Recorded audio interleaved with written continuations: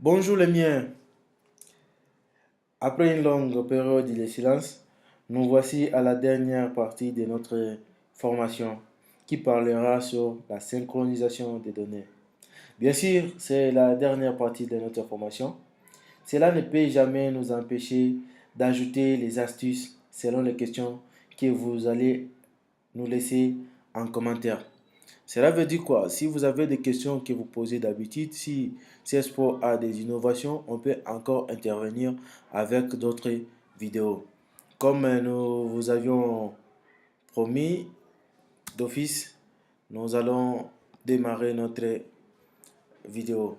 Voilà comment c'est CSPO. Nous allons faire la synchronisation. Après avoir lancé votre questionnaire, vous allez partir là, sous ce menu qui est là. Vous voyez, il y a l'option synchroniser. Vous cliquez sur synchroniser, on va vous demander d'ajouter un nouveau. Donc vous ajoutez un nouveau compte. Soit c'est le compte, euh, en tout cas là je suis un peu rapide, je peux revenir sur la petite vidéo. Je peux revenir sur la petite vidéo. Voilà. Donc nous allons ajouter un nouveau compte. Voilà, il y a trois possibilités. Il y a Dropbox, il y a serveur FTP et mon appareil. Mon appareil, c'est pour les échanges de données Bluetooth. Là, vous allez expérimenter ça. Dropbox, vous devez avoir sur votre téléphone l'application Dropbox et votre compte Dropbox. Et nous, ici, nous allons exploiter les serveurs FTP. Et qu'est-ce qu'il faut pour exploiter les serveurs FTP? Vous devez avoir votre domaine ou votre site. C'est là où on héberge les sites qu'on appelle serveurs FTP. Ceux qui connaissent ces comptes peuvent développer, mais je vous montre ça. C'est ce qui est un peu plus sécurisant et puis plus efficace. Et sinon, vous pouvez utiliser Dropbox, autre appareil. Les serveurs FTP, c'est pour des grandes enquêtes où on utilise plusieurs personnes, mais si vous utilisez votre compte Dropbox, alors vous serez obligé, s'il y a une enquête qui demande plusieurs personnes, vous serez obligé de déployer votre compte Dropbox sur plusieurs téléphones. Voilà pourquoi moi j'utilise les serveurs FTP. Voilà comment paramétrer les serveurs FTP. Vous cliquez sur serveur FTP. Voilà, par exemple, là, je vous montre, c'est un serveur de là où je travaille, c'est Institut national de la statistique, voilà. C'est un peu ça. Vous essayez de mettre les noms du domaine et puis vous mettrez votre nom du compte et puis le mot de passe. Après ça, il y a le bouton se connecter juste à ce niveau-là que vous allez cliquer. Une fois que vous cliquez, ça ouvrira. Là, il faut avoir la connexion Internet, bien sûr, dans votre téléphone. Il faut avoir la connexion Internet. Ça peut prendre un peu de temps pour ouvrir votre dossier. Là, ça ouvre le dossier du serveur, là où j'ai hébergé. Vous voyez, je peux ouvrir le dossier public HTML. Public HTML, c'est là où j'avais hébergé. Donc, tout auparavant, là, j'avais envoyé les projets que j'ai fait avec vous ici. Là-bas, avec mon client FTP, là, j'utilisais FileZilla et j'ai envoyé là-bas. Après, nous allons ouvrir. Vous voyez, le dossier CSPO est là. Comme le dossier CSPO est là, il y a aussi beaucoup de dossiers autres que j'utilise. Voilà, j'ouvre CSPO. Vous vous en souvenez encore que notre dossier, c'est Dict. Dict que nous avons créé. C'est là où j'ai déposé les fichiers PEN et PPF. Voilà. Donc, nous y sommes presque à la fin. Donc là, c'est dans votre téléphone que vous faites ça. Voilà, dans votre téléphone, vous allez trouver ça. Et moi, je vais prendre celui de 2017.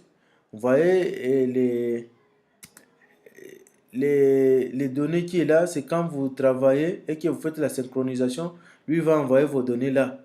Avec la synchronisation, les données, le serveur va recevoir les données à ce niveau-là. C'est à vous de synchroniser. C'est à vous de concaténer, je m'excuse parce que c'était un peu rapide, c'est à vous de concaténer. Voilà ce qui se passe après que vous ayez sélectionné un fichier .pen. J'ai sélectionné le fichier pen qui est là, mais lui, il viendra avec les fichiers PFF.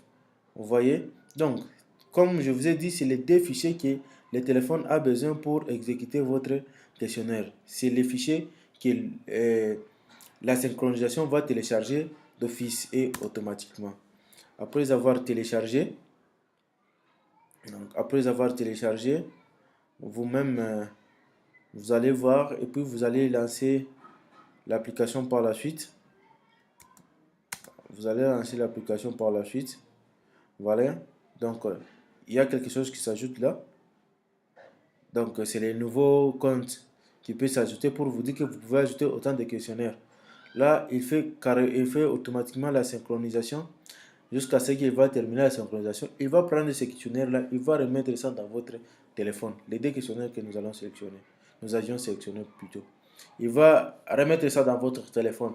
Et quand vous l'aurez déjà dans votre téléphone, vous allez travailler, vous allez collecter les données et la suite, ce sera juste la synchronisation. Quand vous faites la synchronisation, ça commencera à envoyer les données dans votre serveur. Comme là, on va délasser.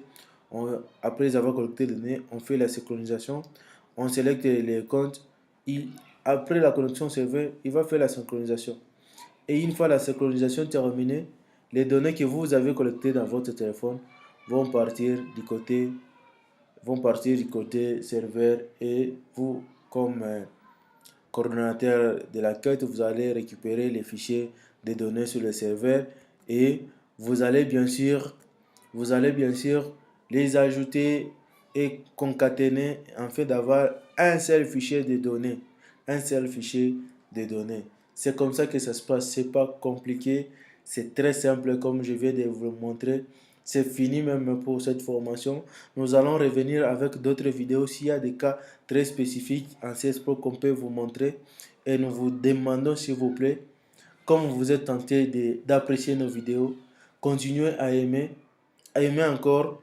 Après avoir aimé, partager, en tout cas, c'est ce qui vont nous aider, nous, ça peut encore nous encourager une fois de plus et les intérêts que vous portez à ces vidéos. Vous qui avez déjà réussi ces projets, mettez en commentaire pour montrer aussi à ceux qui doutent encore que ce projet n'est pas gratuit. Vous montrez que vous avez déjà réussi et aussi peuvent demander et puis on peut partager avec eux le projet. Merci. Nous vous disons merci beaucoup et à bientôt. À bientôt.